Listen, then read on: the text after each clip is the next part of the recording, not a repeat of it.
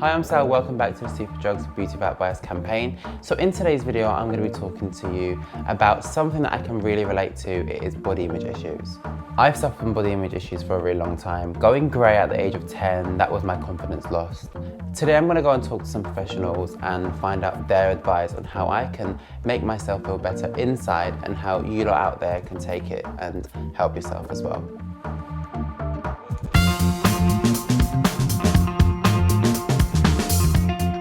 So today I'm on my way to meet James. James is a gay guy and he suffered from anorexia.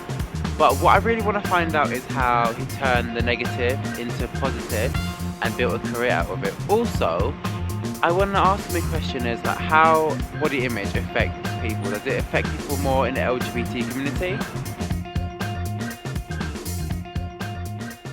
So someone like you that's experienced in the body image issues, do you think that actually affects a lot of people in the LGBT community?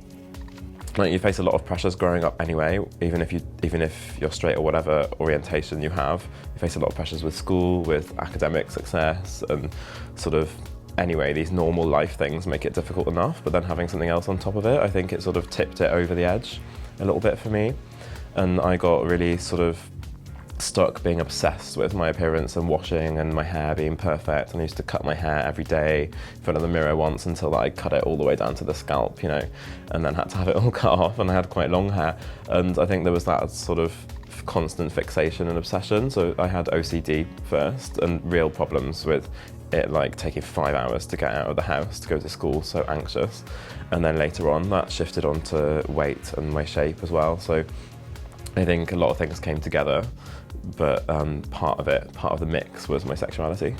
I can actually relate to this because growing up myself, I have OCD and I was obsessed. Like I wouldn't leave the house if my hair wasn't on point or if my eyebrows were a bit wild. It was just like the little things were like making me feel really anxious. And when did you actually notice that things were getting better with you?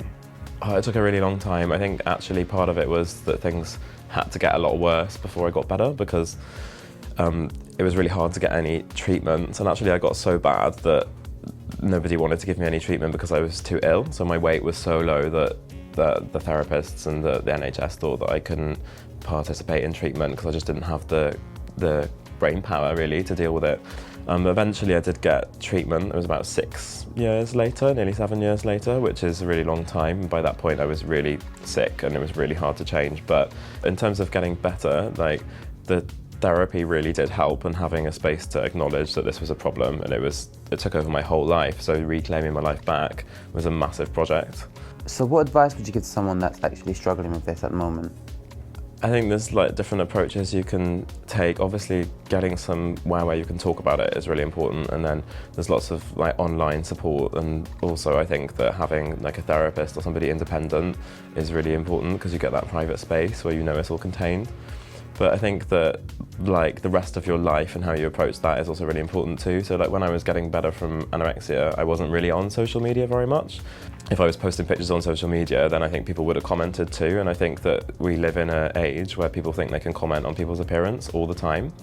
And I think that that can be really difficult if you have body image issues. So maybe like sort of not necessarily avoiding social media, but not sort of taking it too seriously. How did you change it and make it into your career?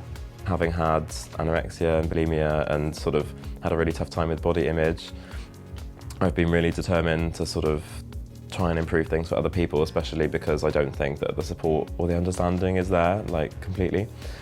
Also, sort of, I teach yoga, and that's been really helpful to me because I used to be really addicted to exercise and really unhealthy exercise. I'd run for miles and miles until I'd collapse and end up in hospital, break bones in my feet and stuff, and it was just so unhealthy and so addictive, and it was never enough, you know. And I've transformed that sort of punishing yourself kind of exercise into something that's a bit more nurturing. And I work a lot with the NHS, so I work in eating disorders policy and trying to change things like from the inside as well, because like we need people's real experience to inform what happens in terms of what support they get, rather than just policymakers deciding. I think it's really important that like the actual lived experience gets a voice and gets heard. Thank you so much for coming and being so open with me and sharing your story. I'm now on my way to meet Justin. He is a qualified therapist, and what I want to find out more about this is basically if we're actually coming to terms with having body image problems, what can we do about it and how to solve it. What made you want to start specialising with the LGBT community? I decided to work with the LGBT community because I know firsthand what it's like to struggle with a lot of really complicated issues. If it wasn't for the interventions of a really skilled therapist many years ago in my own life, I literally wouldn't be alive today. So it's out of gratitude and also a desire to make a profound difference in the community that I decided to become a psychologist. So what are the most common questions about body image issues you get? Actually, you'd be surprised. It's the same issues that I talk about regardless of how a person will actually identify. Men and women come here and talk to me about insecurities relating to how they physically look, insecurities relating to how their physical body will affect their sexual performance or desirability. They usually kind of focus on one or two issues, otherwise it's far more generalized, and I have some people who can't look at a reflective surface even when they walk around town. So I feel many people in the general population don't really appreciate or adequately understand how distressing these issues really can be.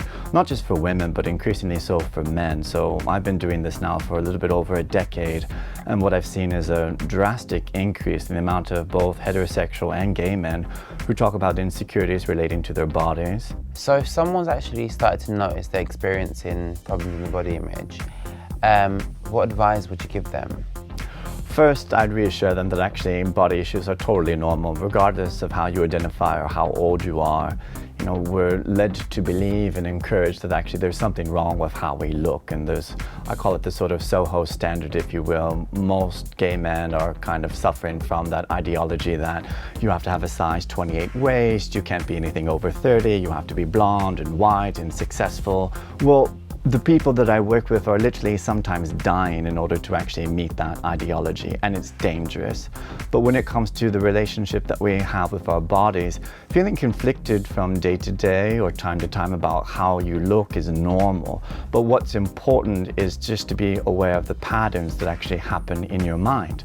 Some practical things that people can do about trying to improve the relationship with their bodies is just start to understand the pattern, and that's just watching. Well, when do you feel uncomfortable with your body? Is it when you look into a particular mirror? Is it when you're around certain people? Or maybe when you're looking on your Instagram account or Facebook?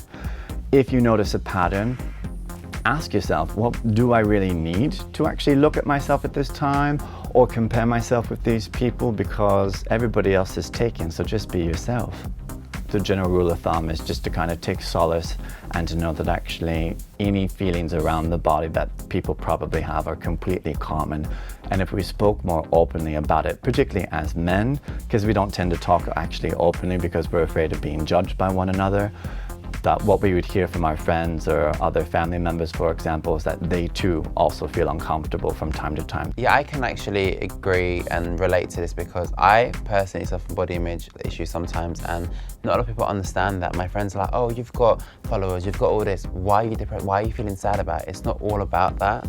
What people need to understand is why they actually want to look a certain way. There are subconscious messages that we tell ourselves about how our lives are going to be if we look this way or wear that certain brand. And usually those things that we tell ourselves are completely without fault. But I don't know if you've noticed this yet about life, very rarely do things actually go to plan, and our dreams really don't actually come to fruition a lot of times in the way that we'd like it to. So even if you did achieve the 6-pack or the 8-pack, or you lost the weight, or you're wearing the brand, it doesn't actually mean that your life is actually going to be without fault. Maybe it is easier, but then again, my most unhappy clients have always been the most successful in terms of finances, and also the most attractive conventionally as well too. So I think when people understand why they want something and then think about the sort of subconscious expectations for what they think is going to change, it helps to kind of reduce that pressure that they place upon themselves. Thank you so much for meeting me, and it was so great to hear from a professional. You're welcome. Come back anytime. Justin was great, but not only gay men suffer from body image issues. I'm on my way to meet Eloise. She is a yoga instructor who's worked closely with the females in the LGBT community. It's lovely to see you. How long have you been working in fitness for? So I've been qualified now for about 2 years. I was originally a lawyer, so I was doing human rights law, and I went off to India and became a yoga teacher and had this like epiphany that I was going to leave law and go into fitness and become a personal trainer, so that's what I did. What made you focus on working with the LGBT community? When I came back from Asia, I set up my lesbian and bisexual women's yoga group, and I ran one just as a trial to see how it went, and it was really successful. And I think I just felt like there's a particular need. There are a lot of kind of body image issues and mental health issues in that community, and fitness and yoga can both be really helpful in that respect. So it just seemed like it was a good fit. So what issues are more common in the LGBT community? Obviously, image is so tied up with identity, so I think that makes it quite interesting as well, because you can get this it can be very positive because you can get a real sense of belonging from your image, but also it can be quite oppressive. And I think especially for gay men, this kind of pressure to look a certain way, this very rigid ideal of what is attractive, can be quite difficult for people.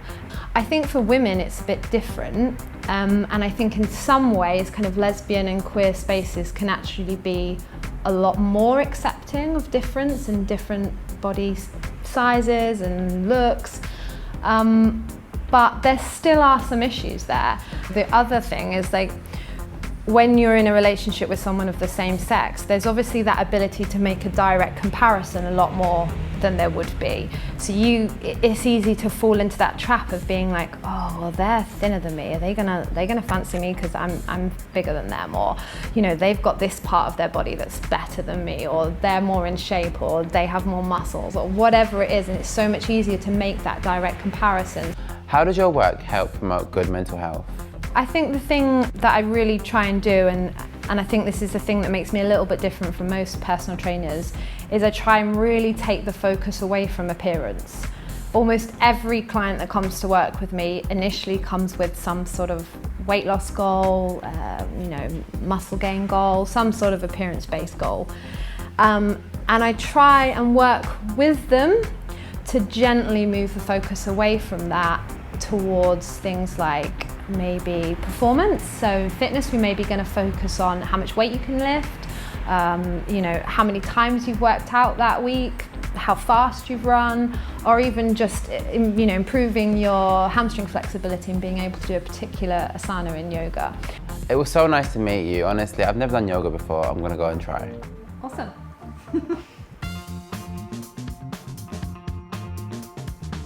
Today's been such an amazing day for me. I've learned so much because I suffer from body image issues, and sometimes it does bring me down. But speaking to people today to maybe realise, you know what, it's about what the inside, how you've been inside, and how you can help yourself. If you enjoyed this video, guys, make sure you give it a thumbs up and join me for the next video, as it's the last one and end of the series. Make sure you comment down below for your questions, and hopefully we can reply to them and answer. And if you want any more information, just give us a shout.